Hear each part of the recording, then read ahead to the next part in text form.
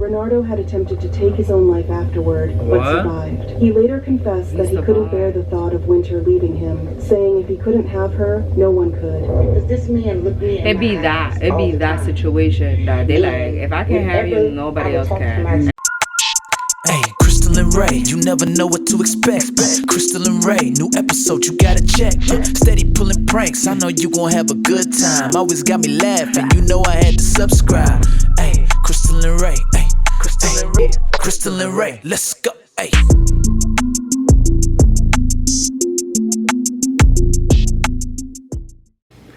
What's good, YouTube, man? Back again with another banger. Y'all already know I'm Ray. I'm here with Crystal. And today, guys, man, we got some crazy reaction for you guys. Man, you want to tell them what it is? What it's about? It's gonna be a TikTok couple. We're so toxic. They killed each other. Oh wow, they killed each other. It's real? I guess. I don't know. I mean, let me know. They look like a cute couple. Yeah, I'm not sure if they may be pretty big. I'm not. They had to be big because obviously if they came out here and people talking about them. Let me know if you know who they are, guys. Comment down below if y'all ever seen their channel, the TikTok. If y'all do know their channel, guys, tag me to it. I kind of want to see what kind of video they was doing. I want to be a little nosy. Regular videos. Yeah. Yeah, I just hope they didn't have like a family and they went through some situation like kids this. And stuff. Yeah, basically leaving the kid behind.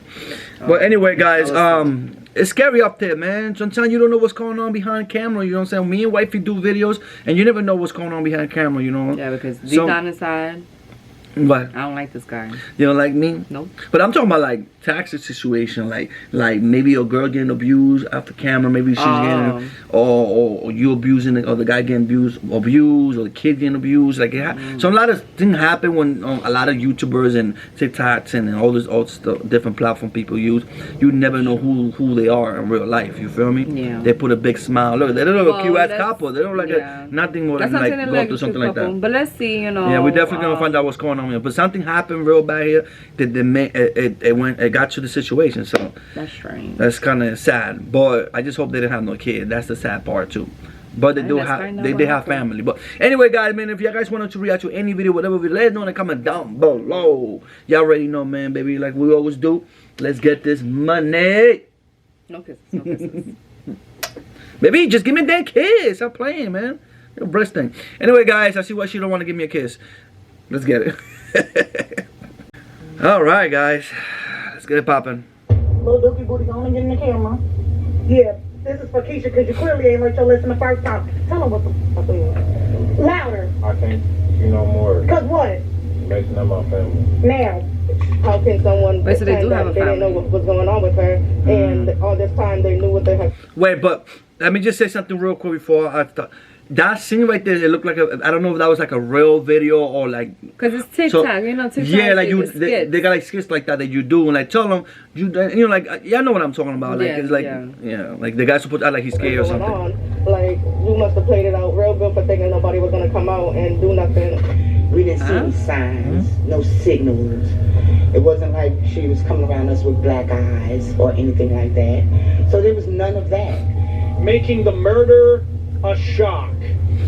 It is definitely betrayal. You ever scroll through TikTok and see those couples who seem too perfect? Take Winter Straw. On the outside, her relationship looked fun, even sweet. But behind the scenes, it was full of control, manipulation, and violence. Until it ended in murder. Then there's Jessica Edwards. She was a new mom trying to find her balance. But instead of support, she faced resentment that turned into something much worse. And Kayana and Ronald Burns, a TikTok famous power couple who built a whole brand on success and family values. But behind the scenes, their marriage was falling apart under financial pressure, emotional turmoil, and ultimately, a shocking murder-suicide. 3 couples, 3 relationships that played out in front of millions, and 3 stories that prove couple goals aren't always what they seem. This is the story of TikTok couples that were so toxic. I'll be honest, thank God that me and wifey never, you know, we don't have nothing like that. But you know, you could say that, and that don't mean it's true, but I'll be honest, guys.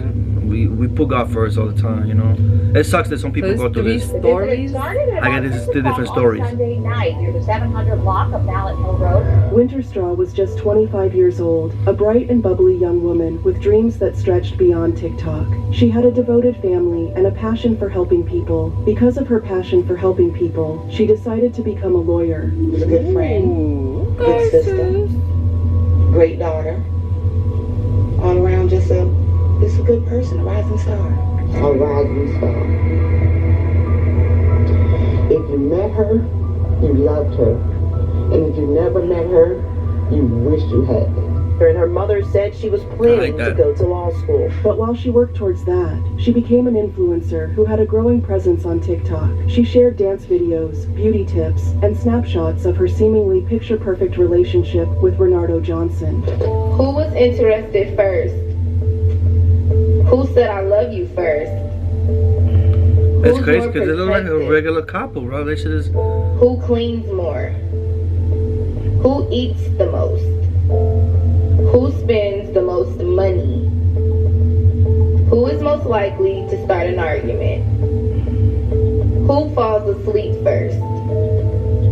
Who is more annoying? Who loves the hardest? But behind the filters and the viral clips, their love was anything but healthy. And eventually, those dreams she had were cut short by the same man who claimed to love her. I had no idea who was know these people. I never heard them or seen them. We don't be on TikTok like that. Yeah, so I don't know. Beautiful spirit that, didn't deserve nothing. Winter met Renardo when she was just a teenager. Their relationship was intense from the start, full of passion, but also constant fighting. According to Winter's friends, Winter often posted cryptic messages about love and heartbreak, but they didn't fully understand what was going on behind the scenes because in front of the camera, Winter's boyfriend, Renardo Johnson, seemed like the perfect partner. He seemed devoted to his wife, even to the point of hoping online to tell other girls that were in his DMs to back off because they were messing with his family. Little dookie booty, go on and get in the camera. Yeah, this is for Keisha because you clearly ain't learned your lesson the first time. Tell them what the fuck is. Louder. I can't do no more. Cause what? Messing up my family. Now. But that was just an act, and those closest to Winter began to see red flags. Small, barely noticeable at that was an first, act, but they were there. Renardo was possessive. He hated the attention Winter got online. As her TikTok following grew, so did his paranoia. He would check her phone, question her about messages, and guilt trip her into spending less time online. But her family saw none of this, because Winter kept it hidden. We didn't see any signs, no signals. It wasn't like she was coming around us with black eyes or anything like that. So there was none of that. Making the murder a shock. It is definitely a betrayal. As Renardo became more and more obsessed with controlling Winter, their fans on TikTok began to notice the toxic pattern in their relationship and started commenting that Winter needed to leave him for her own safety. But in response, Winter and Renardo made a TikTok making fun of the people who were trying to advise her to stay away from him. And I spent like 6 days in DR with my crazy boyfriend. I'm still alive. I'm still alive. But behind the scenes, Renardo was getting even more paranoid, accusing Winter of encouraging the men in her comments section by posting videos they could thirst over. Winter, of course, didn't see it that way. TikTok was her job. It was what put food on the table. Yeah, because so she to knows, her, like she was every just female doing her knows, like job. when they show One half night, their bodies after or an whatever, they do the explosive most, they get argument over a views. TikTok post, But he Renardo got crazy. snapped. Winter had posted a TikTok hinting at a breakup, a video that would be her last. Renardo, in a fit of rage, confronted her. Neighbors reported hearing screaming and crashing sounds, but when police arrived, they found Winter lifeless, her life extinguished in minutes. This was not a spur of the moment thing. The young man, it was premeditated. He thought about his actions and he carried them out. Renardo had attempted to take his own life afterward, but survived. He later confessed that he couldn't bear the thought of Winter leaving him, saying if he couldn't have her, no one could. Because this man looked me in It'd be that situation that they like, if I can't have you, nobody else can. And I think that's like one of the biggest reasons why people kill each other is because of that. You can't see them with somebody else.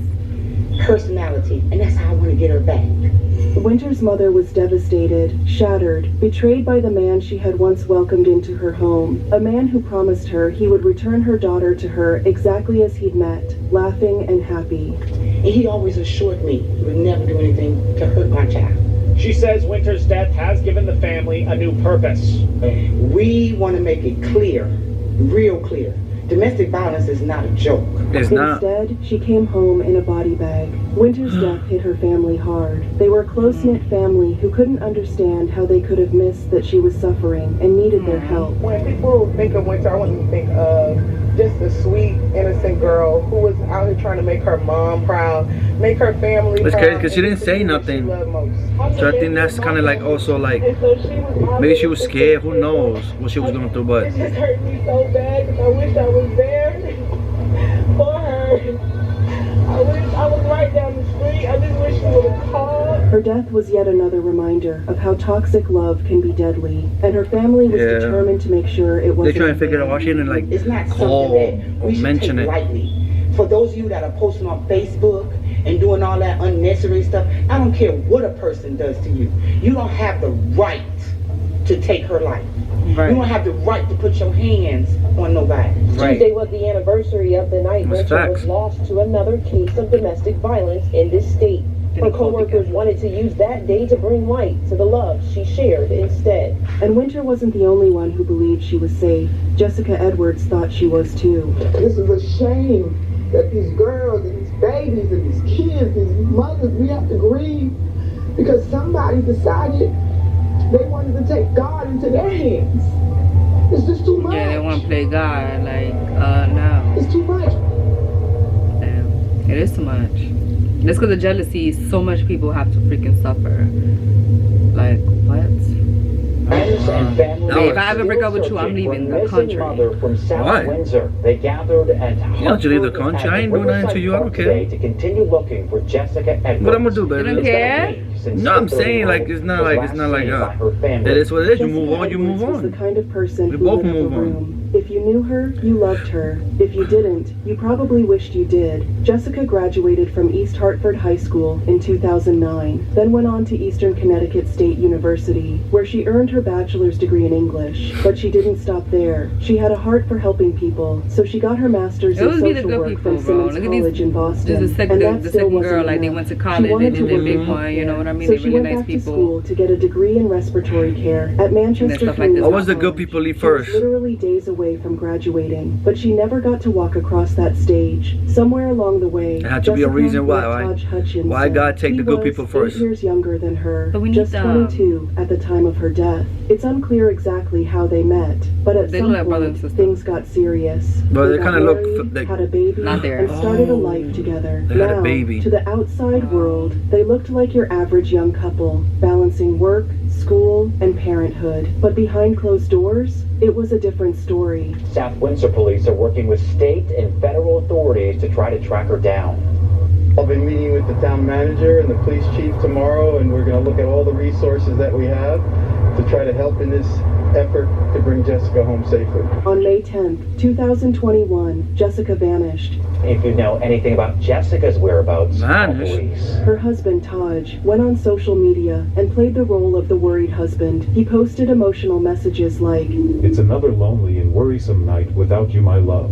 Son, and I miss you so much. I don't have an appetite to eat or sleep knowing that you aren't here with me. Every time I came home, you were always there taking care of our beautiful son that we created.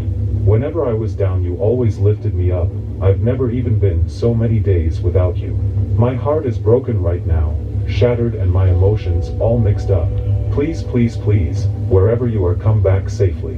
he wanted people to believe that Jessica had just walked away, but she left her baby, her family, and her entire life behind. "I love you and need you so much, and our son worries about you too. I feel like he barely wants to eat.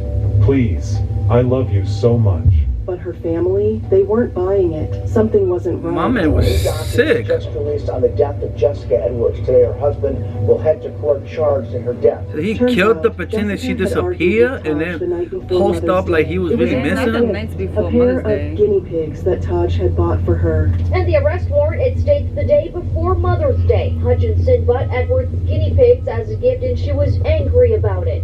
On Mother's Day, their argument led to a physical confrontation. Now, was she upset because she hated guinea pigs? Maybe. But what really mattered was how that argument escalated. By the next morning, the fight turned physical. According to police, he said he pushed her, which caused her ear to bleed. The next day, on Monday morning, according to the warrant, their arguing continued, and this time, she said Edwards hit him in the head with a laptop, grabbed a kitchen knife, and he pinned her to the ground. Jessica fought back. She hit him with a laptop. She grabbed a knife. She was defending herself. But Taj was bigger and stronger. He pinned her to the ground, kneeling on her neck and back, just like what happened to George Floyd. She struggled. Oh, wow. She tried to breathe, and then she stopped moving. And eventually, she stopped moving and died. Later that same day, Edward's sister went to Hutchinson's home on Cinnamon So Springs they was Road fighting in South over a Windsor. guinea pig? Police say she told them she saw in the trunk That's of his crazy. Jeep what appeared A to be a little blanket something like that just covering a body. build a Taj whole left her there, lying on the different floor case for hours while situation. their 7-month-old baby was in the house. What? Then he wrapped her body in a blanket, put her in the trunk of his Jeep, and drove her to a remote wooded area in East Hartford, where he dumped her like trash. And while everyone was searching for Jessica, crying, He was right posting her face all over social media. Oh, so they're talking about I miss you, I love you, I miss you, come home and all Even that. Jessica's sister showed up Bro, at his this guy's house demanding sick, bro. answers. He played dumb until she saw something inside his trunk. As she demanded him to open up the trunk, Hutchinson sped off. She also told police she found divorce papers filled out by Edwards but was never filed. It was a body wrapped up. She screamed at him He to had the- open the trunk. he had the but Taj body in the panicked. trunk? He sped off before she could do anything. In the documents, he went on to say he drove to a random GPS location and dragged the body to a wooded area, which is where Edwards was eventually found on Friday by Driver Road in East Hartford. And that's when police really started looking at him. How can someone pretend that they didn't know what was going on with her, and all this time they knew what the heck was going on? Like, you must have played it out real good for thinking nobody was gonna come out and do nothing. Taj's story kept changing. First, he said Jessica had left with friends. Then, he said she got aggressive, and he was just defending himself. Jessica Edwards was first discovered missing May 10th. Her husband, 22-year-old Taj Hutchinson, initially claimed she got into a car that morning with friends and never returned.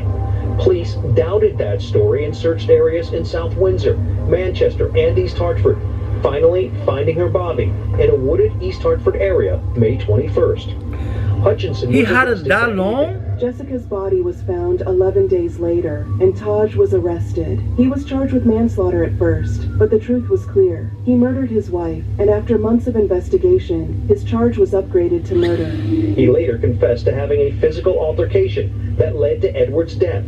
Now, after months of investigation, the initial charge of manslaughter has been upgraded to murder. Jessica's mother was Damn, heartbroken. man. That little kid they had, man, he basically lost both his parents. And let's not forget, One to jail, one to Taj's murder. child He's a baby, lost like both 6 months. parents that day. One to murder, the other to prison. You I see? was happy. I was elated. Basically lost his parents, bro. Finally, something is being That's sad, nigga. Growing up and something then, is being done. I think that should have been the charge. you know, little boy gonna ask questions. What happened to my mom? Where's my mom? My dad? Just to make sure that their case was going to be solid. How can you explain that to November a kid after they're growing up? 2024, Taji stood before a judge and received his sentence, 27 years in prison. For some, it was justice. For others, Only it wasn't 27? nearly enough. Because the truth is, Jessica should still be 27 to here. life. She should be raising her son, building her career, living her life. Right. Instead, she's another name on the long list of women lost to DV, along with Kierna Burns.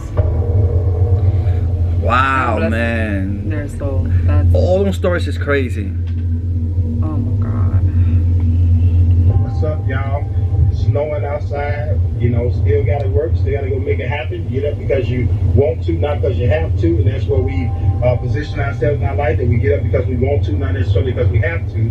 But the fight is never finished. Kayana and Ronald Burns weren't just a couple, they were a brand. They built their lives around inspiring others, teaching people how to be successful entrepreneurs. Hi, I'm Ronald Burns, and this is my lovely wife, Kayana Burns. I think I've seen them before. They're going to talk to you about entrepreneurship and how it greatly benefits our life. For those that don't know, my husband and myself have been entrepreneurs for the last 20 years. And our mission is to bring you guys along. The last 20 years? Successful entrepreneurs.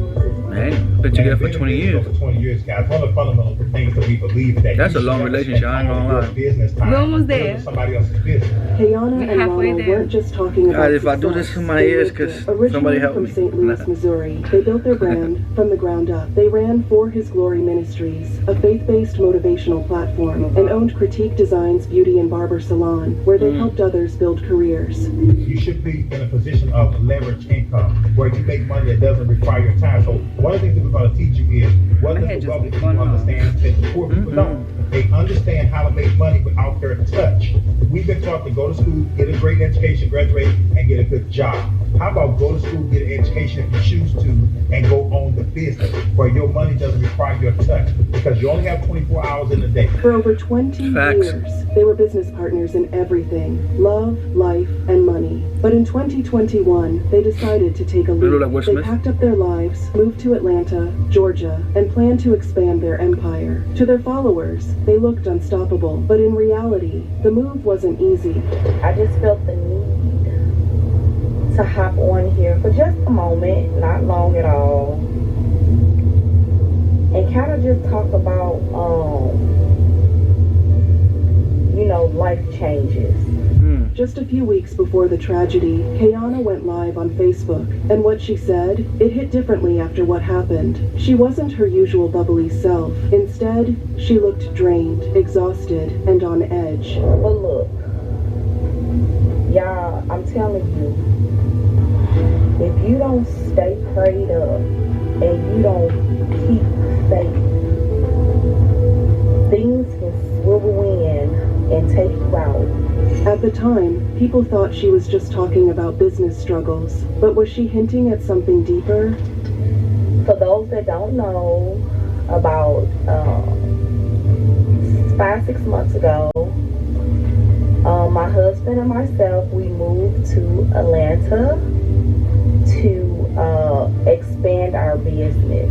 She also admitted that moving to Atlanta had been harder than expected. I'm telling you guys, like, the transition, it wasn't necessarily a smooth one. It wasn't a hard one either, but it was something that we chose to do. And when you come to a new state or city and you're trying to learn people and you're trying to learn, you know, the things that they do, and that can be challenging. And coming here with our kids, just us and our kids, you know, it's just us. And then she said something that now feels chilling. And if you don't feel like you're a strong enough individual, some things may take you out. Was she reaching out for help? Was she warning us? Or was she already losing control? Honestly, if I'm being totally, perfectly honest, I'm having one right now. And the reason I'm going live is because sometimes you gotta reach out and tell people that you need love. I guess about 7 months ago, something like that. 7 months ago, when my wife and myself, we decided we was going to get a divorce. That we ain't want to be with each other no more. We was just done with each other. Here's where things get even more complicated. Around 6 months before the murder, Ronell revealed something shocking. He and Kayana had actually planned to get a divorce. She was tired of me, I was tired of her. We was going to go on about our business. And as we sat in the truck and we said, hey, you know what, if we're going to get a divorce, let's be civil. You know, we got kids, we got businesses. We said, well, let's just sit down and just talk about how this all going to work out. Right. Meaning from a business aspect. They literally wrote everything down. Who would take what, how the businesses would be split. How we was going to divide the business. and she go her way and I go my way, but we didn't want to compromise and jeopardize everybody else's future because we was tripping. Let's not destroy our businesses. Let's not tear each other's names down. Let's not do none of that because there's kids, there's family members. But then they changed their minds. By the time the night had reached us, God had changed our heart. And I start thinking back to Jesus when he was on the cross. They stayed together, but had they already crossed a point of no return? On November 6th, 2021, something snapped. Inside their luxury apartment in Sandy Springs, Georgia, an argument escalated into something no one saw coming. Kiana, the same woman who preached strength and faith, grabbed a firearm. She fired at Ronell, and then she turned the firearm on herself. When police arrived, they found both of them dead. A murder-suicide. No history of DV. No past police reports. No warning signs, except for that eerie Facebook Live. So what really happened between Kiana and Ronell? Some say it was financial pressure, that starting over in a new city put too much strain on them. Some believe their marriage was broken long before the move, and staying together only made things worse. And some think Kiana had reached a breaking point, one she never spoke about until it was too late. Hey, thank you for watching. Our deepest sympathies go to the family and friends of Winter Storm, she was Jessica the killer? Edwards, and Kiana and Ronald Burns. What are your thoughts on this case? Do you know of It other goes similar both cases? ways. Let me know in the comments. No, I know, I get that, but she just out of nowhere, basically, nothing, she just did it. Like there was no, they can't even find like why an she epic did it. moment at this point. Yeah, but it was like, what was that? Man, that sucks. Cause she looked very like level-headed. Like she looked like, you know, like come Something to God, go just to God first. Like, snap on her, and then she killed herself. That's the crazy part. So something, she just snapped out of nowhere. Whatever happened, whatever she was going through that moment, she really snapped. But you see what she was saying though, like she was talking about like she was going through some situations and pressure because they're mutual new, but still like, bro. That's tough. That's really tough. Damn. Like it's crazy because I'm like she really killed the guy and then killed. Bro, that is bro. Sometimes you just can snap, I guess, guys. And you know what? I'm thinking like when things happen like that, like you snap, just go outside, away from anyone, and just relax a little bit, breathe a little bit, take a walk, just take a breathing because that can also help. And mention God in your head all the time. God, please, God, don't make me go through this. But like just keep mentioning God, keep praying the moment you're walking, and I feel like that can help a little bit. But you know, some people snap. And they lose control and they don't, you know what I'm saying, and they regret it later on what they just did, and they just become a little bit difficult for those people, you know what I'm saying?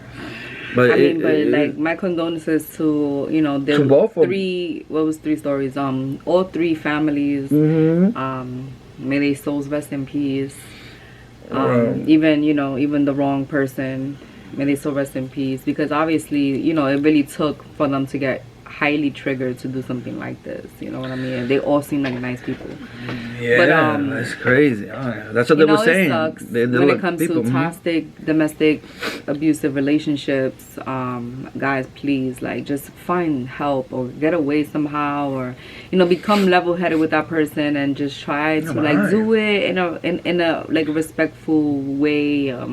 As much as possible, you know, give the person whatever they want if they fighting for certain things, like, because it's not worth it, guys. It's really not worth the life, especially if you have kids and family. Like, that is so cringe, guys. But yeah, just, you know, stay away from the red flags, guys. I got something in mind. My bad, guys. But not yet. Exactly what she said, guys. It's crazy, man. Just stay safe. We love you guys so much, man. Thank you for being part of the CR family, Crystal Ray channel. For real, guys. We'll see you guys in the next video. If you guys want us to react to any video, whatever video, let me know in the comment down below, man. You feel me? And if you guys want us to react, like, you know, different video every day, if you guys want us to drop bangers all the time, give us some good video, guys, so we could just do some bangers for you guys all the time. Yes. Anyway, guys, we out of here, and we'll see you guys in the next video. Peace. Hey, Crystal and Ray, you never know what to expect. Crystal and Ray, new episode, you gotta check. Steady pulling pranks, I know you gon' have a good time. Always got me laughing, you know I had to subscribe. Hey, Crystal